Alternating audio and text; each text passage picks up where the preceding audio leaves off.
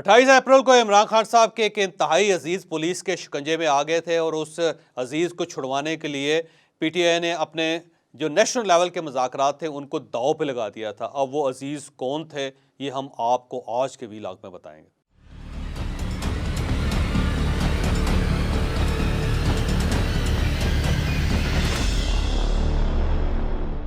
आपको याद है कि 28 अप्रैल को इस्लामाबाद के अंदर दो बड़े वाकयात हुए। पहला वाकया ये था कि पाकिस्तान तहरीक इंसाफ और पीडीएम के वफ्द दोनों एक दूसरे के आमने सामने बैठ के ये मुज़ाकरात कर रहे थे कि इलेक्शन अगर एक दिन होंगे तो वो दिन कौन सा होगा। तो एक बड़ा इवेंट था, एक बड़ा पॉलिटिकल इवेंट था जिसके अंदर दोनों फ्रीकैन यानी अपोजिशन और गवर्नमेंट बैठ के ये फैसला करना चाह रहे थे कि एक दिन अगर इलेक्शन हो तो वो दिन कौन सा होना चाहिए और उसके बाद ये फैसला सुप्रीम कोर्ट ऑफ पाकिस्तान तक पहुंचाना था। इतना बड़ा अहम मामला था। दूसरा, उसी रोज़ इमरान खान साहब की इस्लामाबाद हाई कोर्ट के अंदर पेशी थी और आपको याद है कि इससे पहले क्योंकि वो 4 बार इस्लामाबाद हाई कोर्ट की पेशी में तशरीफ़ नहीं लाए थे तो चीफ जस्टिस हाई कोर्ट ने ये ऑर्डर किया था कि अगर इमरान खान साहब कल यानी 28 अप्रैल को नहीं आएंगे तो फिर इमरान खान साहब को ज़मानत नहीं मिल सकेगी, इनकी ज़मानत की तोसी नहीं होगी। लिहाजा इमरान खान साहब को हर सूरत यहाँ पे पेश होना चाहिए और उससे पहले इमरान खान साहब ज़ाहिर है उनकी टांग दोबारा ज़ख्मी हो गई और वो व्हील चेयर पर थे तो ज़ाहिर है वो आ नहीं पा रहे थे। लेकिन बहरहाल वो इस्लामाबाद तशरीफ़ लाए इमरान खान साहब, आपको याद होगा। और उसी दिन जब इस्लामाबाद तशरीफ़ ला रहे थे तो पुलिस ने इस्लामाबाद हाई कोर्ट के गिरदो नवाब में जो पीटीआई के वर्कर्स थे उनको गिरफ्तार करना शुरू कर दिया। कुछ लोग ये कह रहे हैं कि 33 वर्कर्स से, कुछ लोग कह रहे हैं 37 वर्कर्स से। बहरहाल वर्कर्स को गिरफ्तार कर लिया गया और पुलिस उन्हें अपनी हिरासत में रख के मुख्तलिफ थानों में ले गए। उन्हें पुलिस की गाड़ियों में ले जाया गया और ज़ाहिर है फिर ये खबर आहिस्ता आहिस्ता बाहर फैलनी शुरू हो गई कि वर्कर्स को गिरफ्तार कर लिया गया। लेकिन याद रखें कि ये गिरफ्तारी पहली गिरफ्तारी नहीं है। इमरान खान साहब जब भी आते हैं तो वर्कर्स को गिरफ्तार किया जाता है और उसके बाद पुलिस कार्रवाई करके उन वर्कर्स को छोड़ दिया जाता है। आपको लाहौर की याद होगा, फिर आपको इस्लामाबाद याद होगा, फिर आपको जुडिशल कम्प्लेक्स याद होगा। इमरान खान साहब के एक साल के अंदर मुतअद्दिद मरतबा हज़ारों की तादाद में वर्कर्स गिरफ्तार हुए, लेकिन इमरान खान साहब ने कभी इस लेवल का स्टांस नहीं लिया, इस लेवल का अपने वर्कर्स के लिए उन्होंने कदम नहीं उठाया जितना कदम 28 अप्रैल को इमरान खान साहब की तरफ से उठाया गया था। अब इमरान खान साहब पेशी के लिए आ रहे हैं और उनसे पहले उनके वर्कर्स को गिरफ्तार कर लिया गया और इसके साथ साथ पार्लियामेंट हाउस के अंदर कमेटी रूम के अंदर पीटीआई और पीडीएम के मुज़ाकरात चल रहे हैं। अचानक एक बाहर से इतला आई पीटीआई के वफ्द को कि इमरान खान साहब की तरफ से मैसेज है कि जब तक हमारे वर्कर्स को नहीं छोड़ा जाता जो अभी इस्लामाबाद पुलिस ने गिरफ्तार किए हैं हम मुज़ाकरात नहीं करेंगे। तो इसके साथ ही मुज़ाकरात के अंदर तातुल आ गया। तातुल आया और शाह महमूद कुरैशी साहब ने फिर आज़मदीन तारड़ साहब से बात की। आज़मदीन तारड़ साहब ने राना सनाउल्लाह साहब से बात की और राना सनाउल्लाह साहब ने आईजी साहब से बात की कि फौरी तौर पे ये लोग छोड़ दिए जाएं। आईजी साहब ने कहा कि आप पीटीआई से ये कहें कि वो अपना कोई अहम तरीन बंदा हमारे पास भिजवा दे ताकि हम ये लोग उनके हवाले कर सकें। अब यहाँ पे एक सवाल ये भी पैदा होता है कि जब वर्कर्स को पुलिस छोड़ती है तो छोड़ देती है, लेकिन इस बार ये शर्त पुलिस ने क्यों रखी कि कोई उनका अहम तरीन शख्स आएगा तो हम फिर ये सारे वर्कर्स को उनके हवाले करेंगे। उसकी मेन रीज़न ये थी कि इन वर्कर्स के अंदर इमरान खान साहब का एक भांजा भी शामिल था। ये भांजा अलीमा खान जो उनकी हमशीरा हैं उनके साहबजादे हैं और उनका नाम है शेर शाह खान।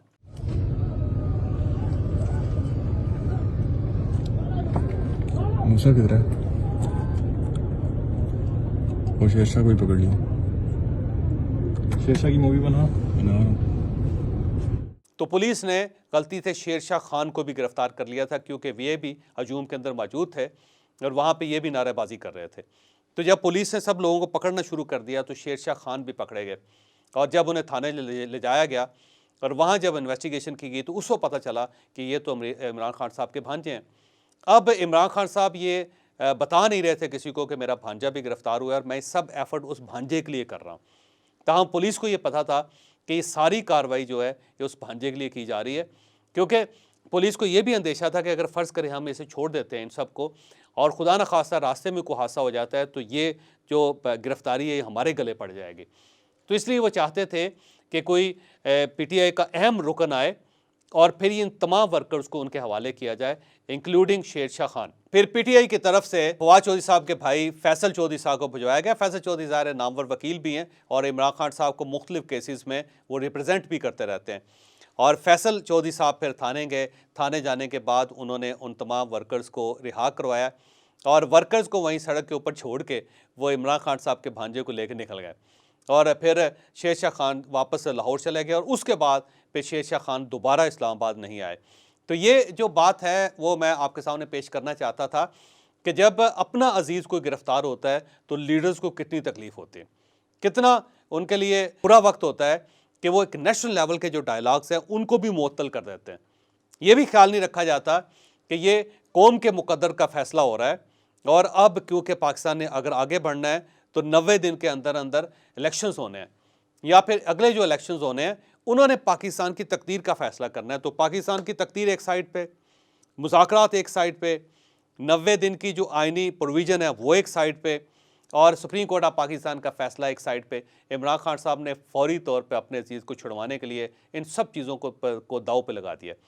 तो ये चीज़ साबित करती है कि जो अपना खून होता है वो अपना खून होता है, जो अपनी तकलीफ़ होती है वो अपनी तकलीफ़ होती है और अपनी तकलीफ़ वाज़ औक़ात हर तकलीफ़ पर भारी हो जाती है और हर नज़रिए पर भारी हो जाती है। तो इमरान खान साहब ने उस वक्त सिर्फ अपनी तकलीफ़ को देखा, सिर्फ अपनी तकलीफ़ के बारे में उन्होंने सोचा।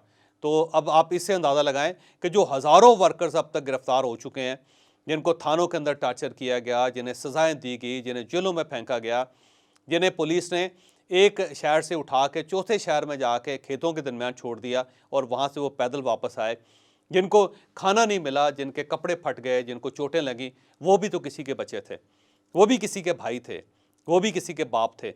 लेकिन उनके बारे में ये जो एक संगदिल पॉलिटिकल फिनोमेना होता है उसने नहीं सोचा। तो ये कहा जाता है ना कि सियासत के दिल में रहम नहीं होता, बल्कि ये भी कहा जाता है कि सियासत के सीने में दिल भी नहीं होता। तो ये बात 100% दुरुस्त है, क्योंकि ये तमाम लीडर्स जिनका ताल्लुक़ ख्वाह किसी पार्टी के साथ भी हो, वो दूसरे लोगों के बच्चों को दूसरे लोगों के बच्चे ही समझते हैं।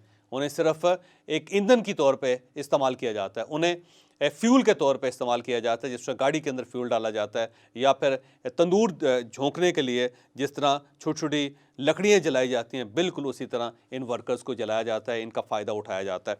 तो ये चीज़ साबित करती है कि इमरान खान साहब जो हैं वो अपने आप के लिए कहीं भी जा सकते हैं, किसी लेवल पे भी जा सकते हैं, क्योंकि अगर इन्हें शेरशाह खान की तकलीफ़ ना होती तो उस वक्त अली अमीन गंडापुर साहब भी जेल में थे और पुलिस उन्हें एक अदालत से दूसरी अदालत और एक शहर से दूसरे शहर में ख्वार कर रही थी।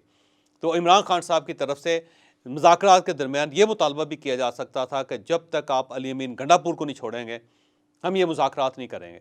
लेकिन पूरे मुज़ाकरात के दरमियान किसी जगह अली अमीन गंडापुर का नाम नहीं आया। लेकिन जब अपना भांजा पकड़ा गया तो फिर इमरान खान साहब तिलमिला उठे और फौरी तौर पे मुज़ाकरात रोक के अपने भांजे को रिहा करवाया गया। तो ये चीज़ साबित करती है कि इमरान खान साहब की पॉलिटिकल फ़िलॉसफी है क्या।